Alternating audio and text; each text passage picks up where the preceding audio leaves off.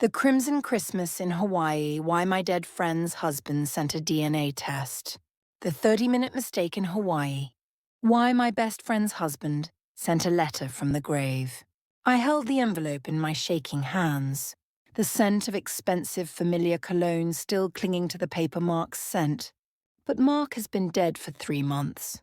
Beside the letter lay a DNA test result for my daughter Chloe. My heart stopped. For 30 years I lived as a sinner, believing I had stolen a piece of my best friend's soul in a dark hotel room in Honolulu. But as I read the jagged handwriting of a dead man, I realized I wasn't the predator. I was the prey.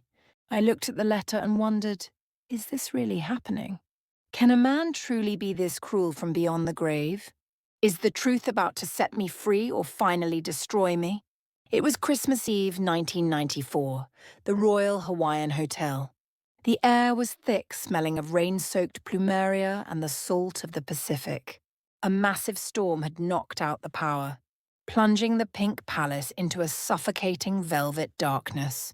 I was young, lonely, and far too many Mai Tais deep into the night. I fumbled with my key, stumbling into what I thought was my suite. But it was his.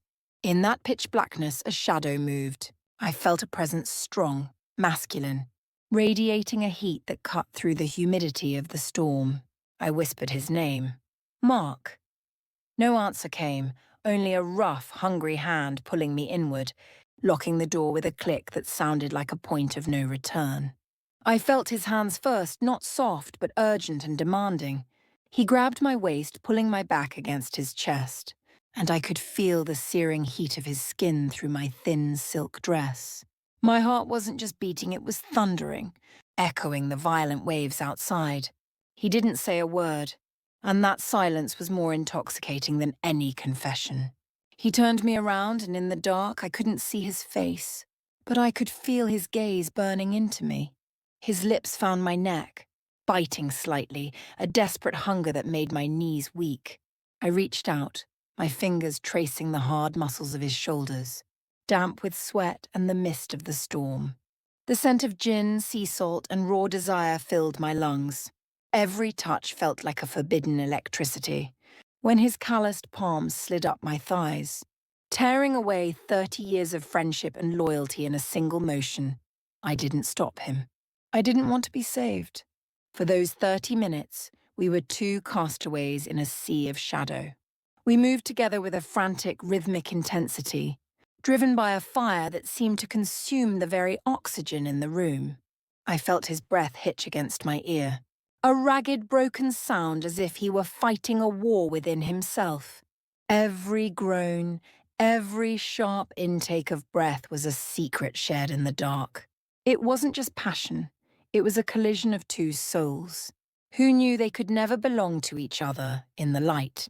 I felt his heart racing against mine, a desperate, irregular thud that felt like a countdown.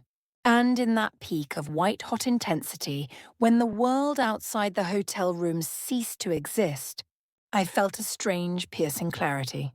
I thought to myself, is this the moment I lose my soul? Or is this the only moment I've ever truly found it? As the storm began to subside, leaving only the heavy silence of the night, I lay there for a second, breathing in the scent of him. I felt the cold realization creeping back in, but the heat of his touch still lingered on my skin like a brand. I crept out of that room before the lights could flicker back on, leaving behind my dignity, my friendship, and a piece of my heart. I stepped into the hallway, shivering in the sudden chill, and whispered to the shadows, is this really the best way to handle the rest of my life? To live a lie because of 30 minutes of truth? I decided then. I would bury the fire to keep the world from burning. But little did I know, the fire was just waiting for 30 years, to turn everything I loved into ash. 9 months later, Chloe was born with eyes the color of a Hawaiian lagoon. I watched Mark marry Sarah. I stood as the maid of honor, smiling while my stomach churned. I never told a soul. I worked 3 jobs, raised Chloe alone, and refused every proposal that came my way. I felt I didn't deserve a happily ever after, because I had stolen 30 minutes of her husband's time.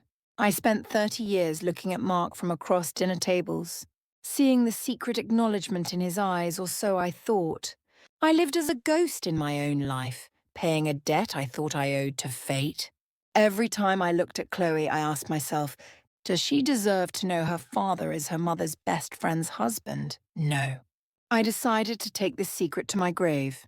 But then, this morning, this cold, silent Christmas morning, the letter arrived. Mark's final gift. I opened it, expecting a final, "I love you," or a "thank you for keeping our secret." Instead, the words were like acid burning through my skin. Elena, I've spent every Christmas for the last 30 years watching you. I watched the way you looked at me with those eyes half filled with a desperate longing and half crushed by the weight of a secret guilt you thought we shared. Did you really believe I was the one waiting for you in that pitch-black room? The truth is, I knew you were coming. I saw you stumbling down the hallway that night, confused, vulnerable, and looking for a door to open. But I didn't want you. In fact, I despised the perfect bond you and Sarah shared. I hated how she looked at you with more trust and love than she ever gave to me. I wanted to destroy that bond, but more than that, I wanted to possess your soul by making you a permanent debtor to a sin that never happened. So I didn't open my door. Instead, I handed my room key to Brian, that sleazy hotel bartender you despised so much. I told him a beautiful woman was waiting for him in the dark, and I watched from the shadows of the hallway as you walked in. I heard the door click shut and I laughed. I've spent 30 years watching. You raise a stranger's child thinking she was mine. Every guilty look you gave me was a victory. You aren't a mother to a miracle, you're the punchline to a 30-year joke. Merry Christmas. The world tilted. The DNA results confirmed it. Chloe wasn't the daughter of a star-crossed mistake. She was the product of a calculated sociopathic setup.